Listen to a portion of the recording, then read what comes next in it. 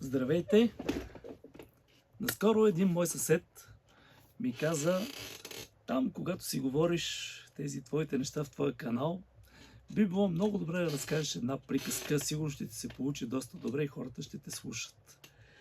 И днес реших да последвам неговия съвет и ще се опитам да разкажа нещо изключително сложно, неясно, объркано, нещо върху което човечеството, не просто един-двама човека, човечеството разсъждава върху това, откакто съществува. Преди да започнем с самата история, искам да поставя категории, които ще използваме днес. Библията, еврейския канон, който по-късно остава канони на християнството, започва с книгата Битие, която е една книга изключително изпълнена с категории. И може би не случайно е подбрано да бъде в началото на целият този сборник, защото тя поставя едни основи за това, което ще се разкаже и ще се случи по-нататък. И така, самата книга Битие започва с в началото Бог създаде небето и земята. След това, в първия ден на сътворението, който е описан, се казва, че Бог създаде светлината, видя, че светлината е нещо добро и раздели светлината от тъмнината. Това, което трябва да забележим, че в порядъка на седмоднева на сътворение, описан тук в тази книга, светещите тела като Слънце, Луна и други такива са направени много по-късно в следващи дни, което би трябвало да ни говори, че тук светлина не е просто тази естествена светлина, която ние виждаме в деня. Ето, ден и нощ. Това са други категории. Светлината, за която тук се говори, вероятно не е светлината на деня, не е свързана с нашите физически сетива, а е по-скоро категория.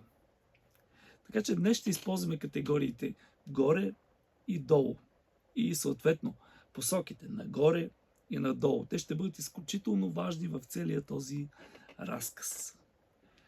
Трябва да кажем, че древните хора са си представили света като една, например, триетажна сграда. Сега те са си го представили по-сложно, но ние днес ще кажем, че са 3 етажа. От които 3 етажа най-високо се намира небето. Небето е обитавано от светлина. Там винаги е светлина, то е светло. Земята, на земята имаме светлина и тъмнина. Във втората глава на книгата Битие се разказва за градината Едем, в която имало дърво за познаване на доброто и злото. И това нещо е тук на земята. Има обаче и трети етаж, който е по-надолу. Той се нарича бездна, води, и той в общи линии е обитаван от тъмнина и винаги е свързан с хаоса, в която и религиозна система стара да погледнем, ние ще видим един герой, който се справя с хаоса, за да сътвори нещо. Тоест всеки един разказ за света ни говори за някой герой, който сътворява света от нищото. Ето е нашата история. Бог живее в себе си. Бог Баща, Бог Син и Бог Свят Дух. Живеят в съвършена любов, хармония и вседостатъчност. В един момент от времето Бог решава да излезе извън себе си и да сътвори нещо друго. И така започва създаването на нашия настоящ свят. Нашия свят обаче не се състои само от нас, хората, и от материалното. Първото, което Бог създава, са небесни духовни същества. Наричаме ги небесни, защото преди Богът да създаде съществата, създава пространства, територии, в които те да обитават и на фона на които да се разиграва тяхната история. Така че първо Богът създава по своя образ и подобие духовни същества. По-късно в историята са започнали да бъдат наричани ангели от монотеистичните религии. За по-стилизирано, и има си причини за това. Така че Бог първо създава ангелите, духовните същества по своя образ и подобие. Нека кажем, че тези духовни същества били направени от вятър и от огън. Те са ефирни, безплътни. Може би не безтелесни, но безплътни. Така че от 4 основни елемента – огън, въздух, земя и вода, ангелите, духовните същества, са направени от огън и от въздух. В Библията, в Псалми се казва: който прави ангелите си ветрове и служителите си огнен пламък. Така че тази идея не е нова, има я още отдавна. Духовните същества са поставени да обитават небето. След това идва ред на материята. Бог създава земя от земя, пръст и от вода. Така че вече тук имаме 4 елемента: въздух, огън, земя и вода. Като лице на този материален новосъздаден свят се създава човек. Човекът е представител, създаден да обитава тази земя. Нека кажем, че човека има много по-сложна направа от ангела. Защото ангела е направен от въздух и от огън, а създаването на човека ни се разказва по този начин. Бог прави от пръст, от глина, от земя, извайва външността на човека, неговата форма, вдъхва в него от дъха си и той става жива душа. Тоест тук вече имаме земя в човека, имаме въздух. Другото, което ние знаем, е, че човека е 2/3 вода. И четвъртото, в човека също има и огън. Ако това ние не го забелязваме през обикновенно, то със сигурност ще го забележим, когато ни хване някой вирус и вдигнем висока температура. Но всички знаем, че когато човек умре, животът в него престане, той изтива. Така че ето, човекът е направен от тези 4 неща. Ангелът е създаден завършен, или духовното същество. То е завършено. То се ражда. То се създава от раз, с едно действие. Духовното същество не се чуди какво е неговото предназначение, за какво съществува. То знае своята цел, своята задача в порядъка на Божието творение. Така са духовните същества. Защото, когато Бог създава нещо, Той го прави с цел и всяко нещо заема място в общия порядък на творението. Никой не съществува безцелно във вакуум някъде и там сам по себе си да се рее безцелно. Не, няма такова нещо. Всеки има задача. Но ангелът, когато се появява, той знае каква е неговата задача. Той знае какво може и какво трябва да прави. Човекът не е по този начин. Човекът, знаете, той се заражда, развива се, ражда се, после започва да расте. Започва да се учи. Расте, учи се, докато достигне до зрялост. Човека търси своята професия, своя смисъл в живота, своето място. Някои хора го търсят до края на живота си. Човека може да измени и да даде нюанси на това, което му е дадено. Със своята воля, която е напълно свободна. Човека може да сътвори своето бъдеще, разбира се, в някакви рамки, които са невъзможни за прекрачване на творението. Творението не може да ги прекрачи. Така, какви са задачите на ангелът? Ангелът има най-различни задачи, за които ние не знаем, но така или иначе, част от тези ангели се занимават с земята. Някои от тях се занимават с природните феномени, ангел на вятъра, на водите и други такива неща. Но има друга част от тези ангелски духовни същества, които са направени за да се грижат за човека и човешкото общество.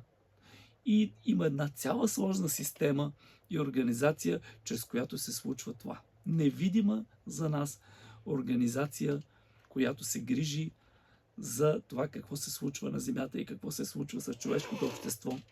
По-късно в историята се появява идеята за духовни началства и власти, сили и управители.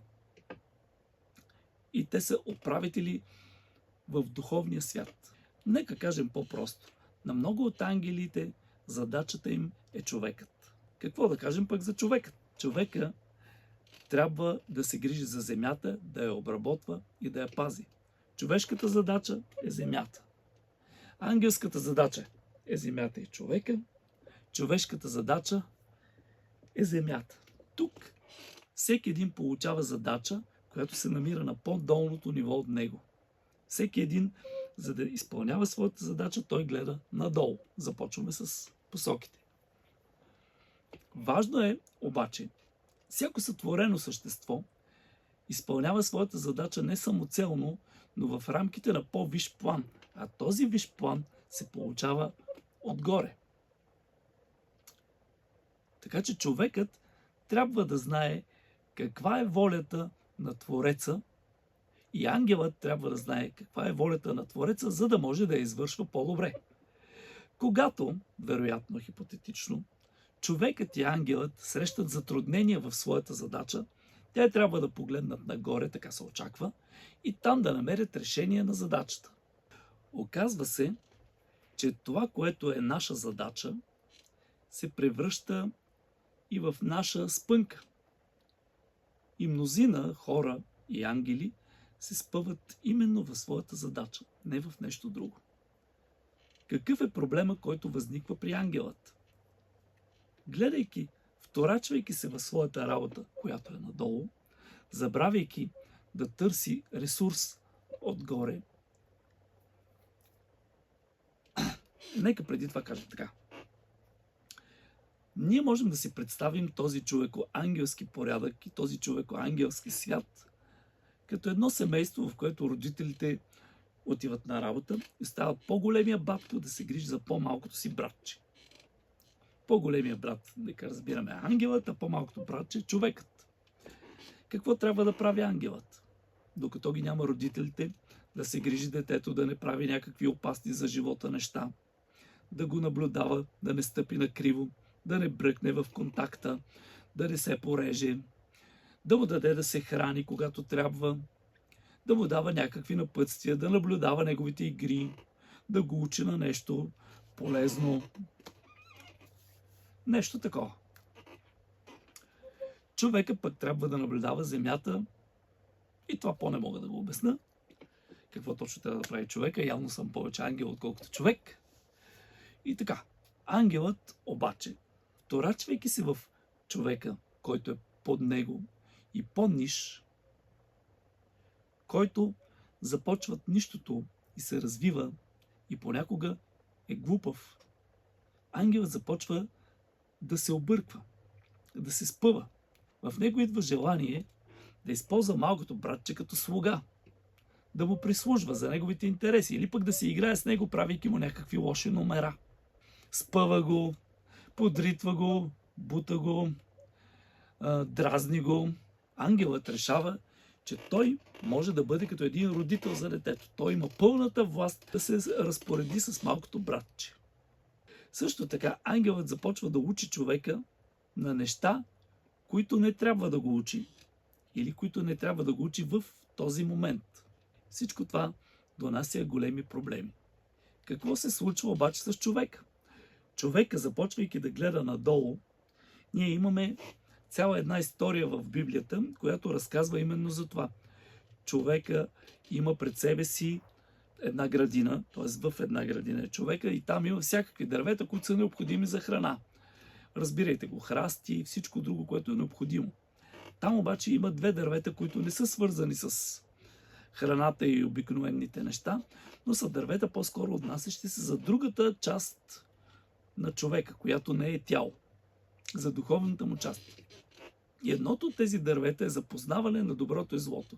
Тоест, когато човека яде от него, се очаква, че може би той ще започне да разбира добро и зло. Но тук е използвана тази дума познава, която за стария еврей от едно време има много по-високо значение, по-голямо значение.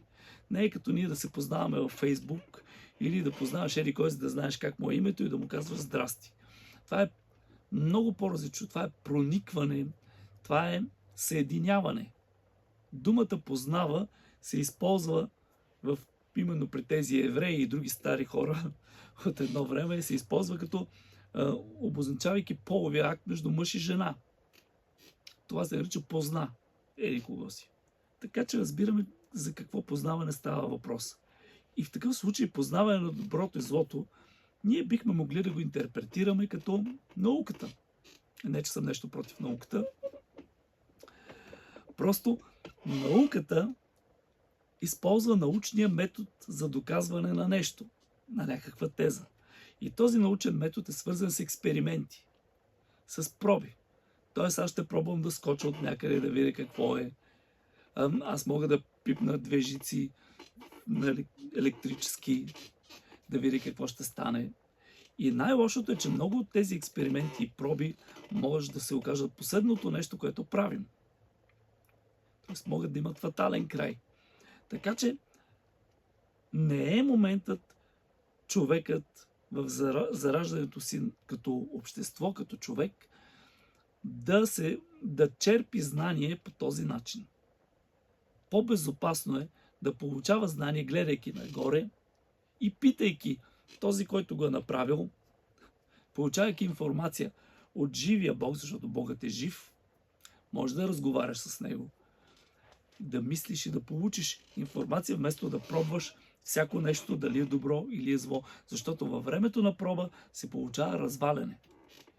И човекът започва, избирайки пробата и грешката, изпада в падение надолу. По-късно, един от апостолите на християнството казва много мъдро това нещо. Казва, че тази мъдрост, която е тук на тая земя, т.е. родена от тая земя, не е дошла отгоре, тя е земна, животинска и бесовска. Можем да го наречем така. Земна, животинска и бесовска. Звучи като 3 нива на падение надолу. Това е което до което човека може да достигне, следвайки този път на познанието. И ако ние се чудим това дали е така или не е така, ние просто може да се огледаме в света, който сме сътворили. Човекът, гледайки надолу, започва да бъде все по-силно теглен от гравитацията на земното и на този свят. И вместо да бъде по-лек и да се издига нагоре, отивайки към Богът, защото това е идеята на Богът, съществата, появявайки се под Него, да започнат да се издигат и да се приближават към Него. Ангелът и човека също. За ангела ние не сме наясно какво е неговото битие по принцип. Той не е достъпен за нас визуално и сетивно, но за човека ние знаем. Идеята на човека е с неговото зараждане, неговото сътворяване, той да започва да изкачва пътят нагоре. Но човека, тръгвайки надолу, всяка негова крачка надолу, води все по-силно заземяване, все по-силно притегляне на тази земна гравитация. А това, което е на този свят, може да се опише с 3 неща. Направя го отново християнския ранен апостол в първи век. И мисля, че това беше Йоан. Но всеки може да го намери и да разбере кой. Йоан казва, 3 са нещата, които са в този свят. Едното е страстта на плътта. Можем да разбираме неудържимото желание на човека, свързано с неговите инстинкти. Да яде, да спи и тия 3 неща. Силни, че да го принесат на животинско ниво, да бъдем като животните. Това, което страстта на плътта прави, е да ни превръща в животни. Второто нещо. Пожеланието на очите. Очите никога не се насищат с гледане, е казал Еклесиастът. Човек, гледайки, да пожелава и това, и това. Представете си, все едно сте завели дете в джамбо. Искам и това, искам и това, искам и това, искам и това. Това довежда до алчността. Когато алчността се развие, човек е готов на всичко, за да има това и това. Човек може да завижда и тук може да си го измислим, да си измислим тази история нататък, колкото си искаме, може да импровизираме по тази тема. Третото нещо, нашите преводачи библейски на български са го нарекли щеславието на живота. Щеславието. Да кажем, че житейската гордост. човекът има нужда от това да бъде някой, да бъде забелязан, да бъде ценен, да бъде уважаван. И когато тези неща прекрачат някаква нормална граница, това довежда до огромна разруха. Не само на индивида, но на цялото нещо, което е около него и съответно цялото общество. Така че човека колкото повече гледа надолу, толкова повече натежава, толкова повече бива обзет от тези три неща и толкова повече не може да отлепи от тях. Той става роб и се сраства все повече с земята и отива все повече надолу. Видяхме един свят, който е паднал, който върви надолу. И ангелския, и човешкия. И за да продължим малко в стила на приказка, ще кажем така. Творецът, гледайки това, което се случва, решава да поправи нещата сам, лично. Заема се лично с поправянето на творението. Как го прави? Като слиза и се съединява с всяко ниво надолу. Можем да си представим, че света е един кораб, Титаник, примерно. И най-отгоре е палубата, където стоят туристите, те си почиват, пушат си пулите, пият си уискито и кафето и се наслаждават на хубавата обстановка. Почиват си. Това са гостите. На долния етаж се намира кухнята, където се готви, се приготвя всичко. Там хората работят, кипи бурна дейност, всички са в бели дрехи. А на най-долния етаж, не знаем точно къде, се намира машинното. И там са тези, които хвърлят въглища или правят каквото е необходимо, за да работи този кораб. Те са отцапани целите с масло и вършат своята работа отдолу, на най-ниското ниво. И така Богът, който е най-отгоре, запретва ръкави и тръгва по етажите надолу, за да сподели работата и задачите на подопечните си. Първото, което прави Богът, и разбирайте го Богът Син, защото той е този, който е движещия се Бог, ако може така да кажем, той слиза от своето място на престол, слиза в ангелския свят и става един от управляващите ангели, Божии синове, наричани много често в Библията. В Псалм 82 се казва, че Бог стои в Божия събор и съди сред боговете. Подобни идеи има навсякъде. Книгата Йов много хубаво разказва за Бога, който свиква на събор всички ангели, за да докладват за какво се случва с хората. И така нататък. Приказка. Приказка. Този процес на слизане надолу в православието се нарича снизхождане. И така Бог снизхожда и от Бог става ангел. Един от управляващите богове, Божии синове. В един исторически момент народите са разделени със своите езици и са дадени под управление на ангели. Тогава Богът, слизайки долу, от двама бездетни хора, които са Авраам и Сара, създава друг народ – евреите. Той ги създава и той е техния Бог. И по този начин той се нарежда като един от управителите на народите. По този начин Богът може да покаже как се управлява с грижа, с любов и с справедливост един народ. Защото в псалми и на други места има изказана тази идея как Бог съди боговете, че не са управлявали правилно подопечните им, че са биели хората, че са били лицеприятни, т.е. не са въздавали справедливостта на този, на който се е полагало и други такива неща. Но Богът не е по този начин.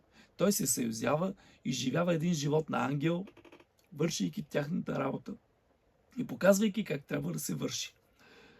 Един от начините, по които Бог показва какво значи да си големия батко на малкото братче, е като той прави следващия акт на снизхождане. Става човек, за да може да помогне на човека. Богът не просто се въплъщава като се едно обладава някого и започва да му гледа през очите и да му мести ръцете. Не, много по-различно е. Той се ражда като човек. Целият процес на зараждане, на раждане, на порасване, на детска безпомощност и всичко, каквото се сетите за човек, Бога минава през този процес и става напълно човек и живява един живот до 30 и няколко годишна възраст, през което време показва как трябва да живее човек, особено през последните 3 години. И ние имаме дори исторически запис в книги, наречени Евангелие, и в други книги, в които се преразказва неговите думи, делата му, и те наистина са вдъхновяващи. До толкова, че много хора смятат, че са на човешки и не е вярно. И това са измислици, невъзможни са. Но това е идеалът, който Бог показва как да бъдеш човек. Как да обичаш ближния, как да живееш в хармония. И той довежда на всички нива под себе си Божието царство. А ние знаем отново от първите апостоли и философи на ранната църква, че Божието царство не е ядене и пиене, което си има предвид. Представете си царете от филмите, нали, как стои целият зелен, се залива с вино и така легнал разпут и в ненормално състояние. Това не е Божието царство.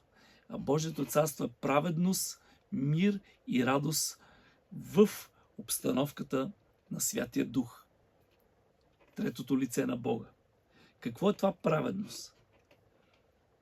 Когато нашето тяло, ние говорим на доктор, ние искаме то да бъде здраво. Тоест ние не искаме да говорим на доктора, то да бъде здраво. А праведността е здравето на другия ни човек, който не е тяло, духа и душата. Праведността е здравето на вътрешния ни човек. Състояние на праведност. Здраве. Мира, винаги съм смятал, че е липса на война. Едно време, аз съм от комунистическото време, там казаха мира и ние мислихме за студената война, за лошите американци. Но мира не е просто липса на война. Мирът е хармония. Във всички стари езици имат подобна дума, освен еврейската дума шалом и другите арабски думи с подобно звучение. Египтяните имат подобна концепция, мисля, че Маат беше тяхното. И той изразява хармония. Божието царство е хармонията, в която всеки индивид хармонизира с другите, хармонизира с себе си, в хармония с Бога отгоре и е градивен. Всеки един не е разрушителен, не се сблъсква, а е градивен. И може би сигурно много други неща да кажем, които сега не ми идват на ум, но вие се сещате за какво става въпрос. Радост няма какво да обясним. Излиза, че Божието царство е това, за което всеки един човек мечтае и би искал да постигне, дори му изглежда невероятно, че това е възможно. Краят на тази история е, че след всичките тези процеси на снизхождане, Богът завършва един процес. Дори има истории, не мога да цитирам откъде произлизат, но вероятно някъде около 1 век някакви идеологии, в които се казва, че Христос е слязал дори в подземния свят. Тоест той е обиколил всичките нива, които изобщо са възможни нивата на творението и нивата, където съществуват същества. Но след това се случва негово възкресение, в което той отново се връща там, където е горе. Но връщайки се там горе, той не е това, което е бил преди. Това, което се случва, е първата част от плана, от двучастовия план, с който творението да бъде погълнато и приобщено към Бога. Творението винаги е някакси свързано с Бога, още от създаването, защото то произлиза оттам и оттам черпи живот. Но тази последна фаза е нещо съвсем различно, което дори не мога да обясня. Ние няма да бъдем възвърнати в добрата стара едемска градина от началото. Но това, което ще се случи в края, е нещо много повече. В истинския план, който е замислен предварително. И това е едно ново небе и нова земя. И това е, което в книгата Апокалипсис Йоан ни разказва. Той е видял това нещо във видение и това е, което оставя за нас като наша цел, като наша мисъл за бъдещето на човечеството. Ново небе и нова земя, които са съвсем различни от това, което е било.